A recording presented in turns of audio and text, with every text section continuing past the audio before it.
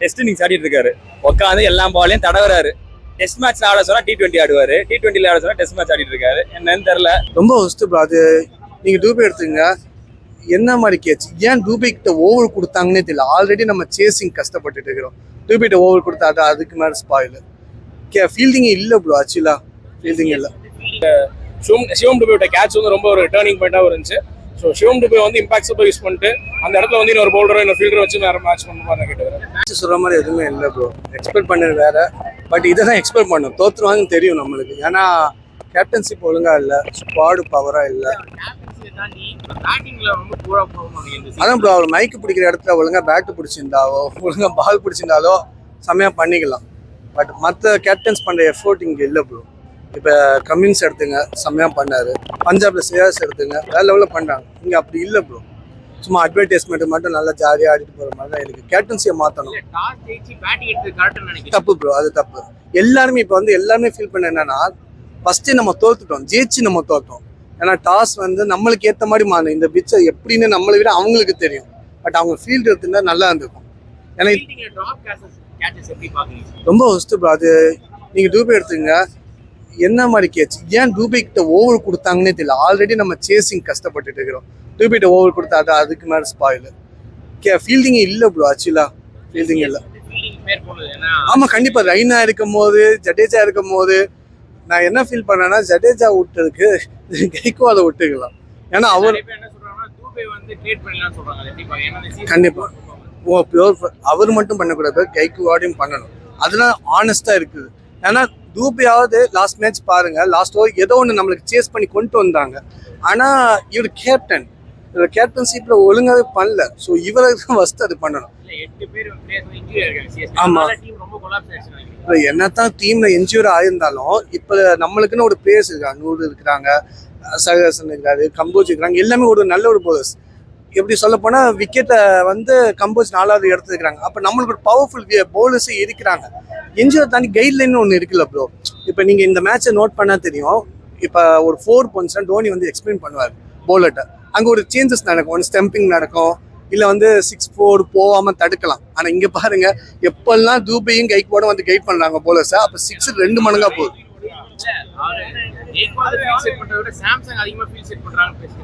இல்ல ப்ரோ, அது இல்ல ப்ரோ, அது இல்ல. அது வந்து எப்படி சொல்லனா, கார்னர் பண்றாங்க.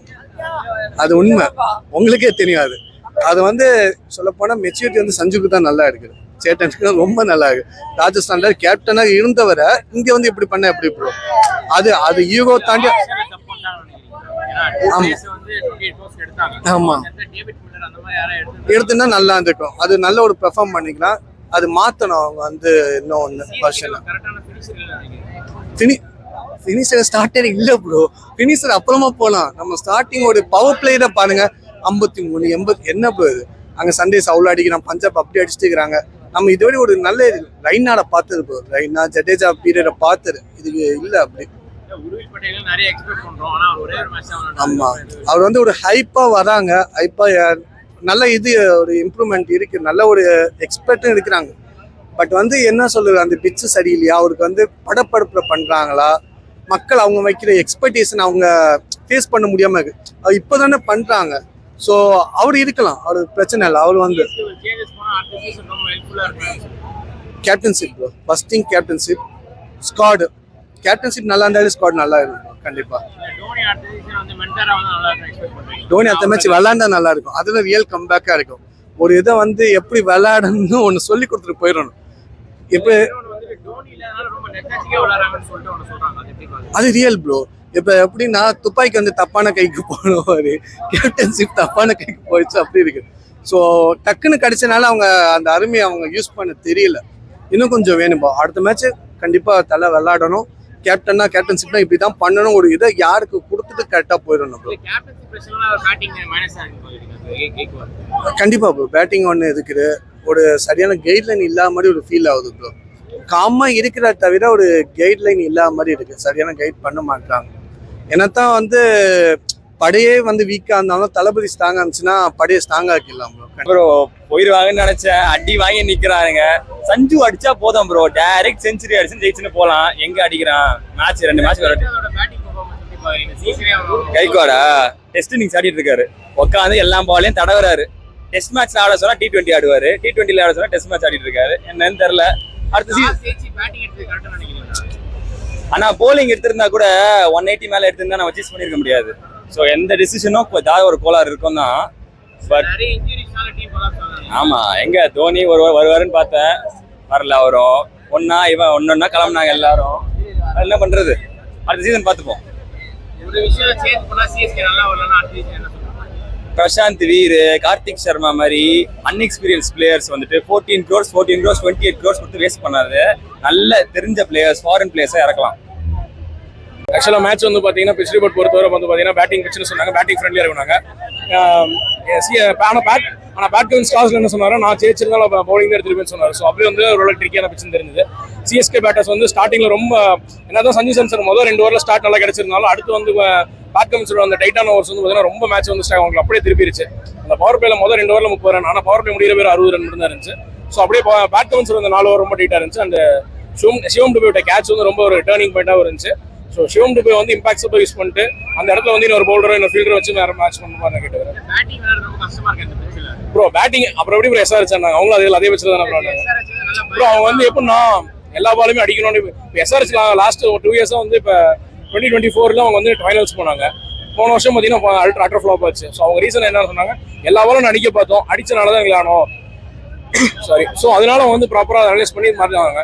ஸோ அதே மாதிரி எல்லா டீமும் வந்து இப்போ எஸ்ஆர்எஸ் பொறுத்தவரை பார்த்தீங்கன்னா கிளாஸன் வந்து ஃபுல்லாக நிற்கிறாரு, ஆங்கரிங் பண்ணுறாரு. லாஸ்ட் வரை 20 ஓவர் ஆர்டரே நிற்கிறாரு. அதே மாதிரி சிஎஸ்கேல யாரும் இல்லை. முக்கியமாக டோனி வந்து ஃபினிஷர் உள்ள பார்க்கறத விட்டுட்டு அடுத்த ஒரு யங்ஸ்டரை ஃபினிஷர் பார்க்க ஆரம்பிக்கணும் ப்ரோ. அதான் என்னோட பாயிண்ட். சூப்பராக போச்சு. எக்ஸ்பெக்ட் பண்ணோம் இல்லை, ஜெயிப்போம் தான் வந்தோம், பார்த்தோம், தோத்துட்டானுங்க. சில ஆர்சிபி ஃபேன்ஸ் தப்பா பேசுறதுனால மொத்த ஆர்சிபி ஃபேன்ஸும் இல்ல ப்ரோ, சில யார் தோத்தாலும் ஜெயிச்சாலும் சிஎஸ்கே ஃபேன்ஸ் ஆர்சிபியை தான் கத்துறானுங்க. ஏன் கத்துறானுங்கன்னு தெரியல. இவனுங்க வா பிளே ஆஃப்ல பாத்துக்கலாம் அச்சிக்கலாம் அப்படின்னு சொன்னாங்க. இவங்க பிளே ஆஃபே வரல. நேற்று வின் பண்ணி கொடுத்தோம், பிளே ஆஃப் வரல. அடுத்த வருஷம் பாத்துக்கலான்றாங்க. அடுத்த வருஷமும் திருப்பி அடிப்போம்.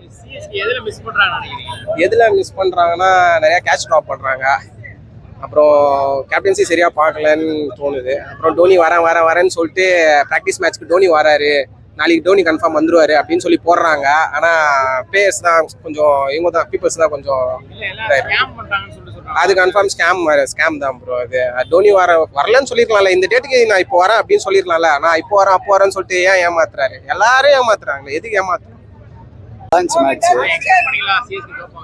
இல்ல எக்ஸ்பெக்ட் பண்ணல, நல்லா தான் போயிட்டு இருந்துச்சு. ரன் ரேட்லாம் 180 வச்சது ஒரு நல்ல டார்கெட் தான். பட் ஆனா விக்கெட் போச்சு, ஒரு 2-3 விக்கெட் போனதுக்கு அப்புறம் ஒரு நல்ல ஹோப் இருந்துச்சு. பட் அதுக்கப்புறம் பவுலிங் கொஞ்சம் சுமார் ஆயிடுச்சு, விக்கெட் போகல. கேக்வாட் பேட்டிங் ஆமா கொஞ்சம் ஸ்லோவா தான் ஆடி இருக்காரு. அவர் ரன் ரேட்டுமே பாத்தீங்கன்னா ரொம்ப கம்மியா தான் இருந்துச்சு. ஓகே, ஒரு நல்ல ஒரு டிஃபெண்டபிளான ஸ்கோர் கொண்டு வந்திருந்தா கொஞ்சம் இன்னும் கொஞ்சம் வின் பண்றதுக்கு ஈஸியா இருந்திருக்கும். பட் இன்னும் விக்கெட் எடுத்திருந்திருக்கணும். ஃபீல்டிங் நான் அந்த அளவுக்கு லேக் பார்க்கல. ஸோ ப்ரீவியஸ் மேட்ச்ல கூட ஃபீல்டிங் லேக் பண்ணல, இந்த மேட்ச்ல அந்த அளவுக்கு லேக் இல்ல.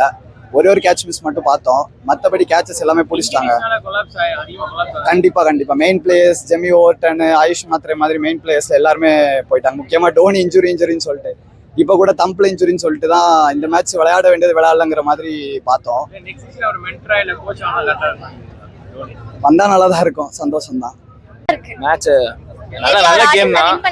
டாஸ் வின் பண்ணி ஏன் பேட்டிங் எடுத்தாங்கன்னு இப்போ அந்த ஒரு கேள்வி இருக்குதா? சிஎஸ்கேல ஆஃப் கோர்ஸ் தோனி தான். இல்ல நல்லா தான் பண்றா. நீங்க கிளியரா நீங்க தெரியுதா இல்லையா, ஓவர்டன் வந்து இல்ல. ஓவர்டன் இல்லாத பட்சத்துல நம்ம வந்து ஒரு ரீப்ளேஸ்மெண்ட் 2 பிளேயரா யூஸ் பண்ண வேண்டியதா இருக்கு. ஆஸ் பேட்டிங் பவுலிங் ஆல்ரவுண்டரா நம்ம பிரசாந்த் வீர் யூஸ் பண்றோம், இன்னொரு பக்கம் நம்ம குர்ஜப்னீத். ஸோ இந்த கேப்பை ஃபில் பண்ண முடியாம கேஸ் ஓவர்டன் இருந்தா ஸ்ட்ரெயிட்டாவே Prashant Veer out, Overton in. And நம்ம தூபே வேலை யூஸ் பண்ணிருக்க தேவையே இல்லை. அன்சுல் கம்போஸ் லீக் பண்ற டைம்ல நம்ம இந்த மிடில் ஓவர்ஸ்ல லீக் ஆகுது ரன், அதை ஸ்டாப் பண்றதுக்கு ஆள் இல்லை. We had a very good power play. But after that நம்ம ஓவர்டன் இல்ல அந்த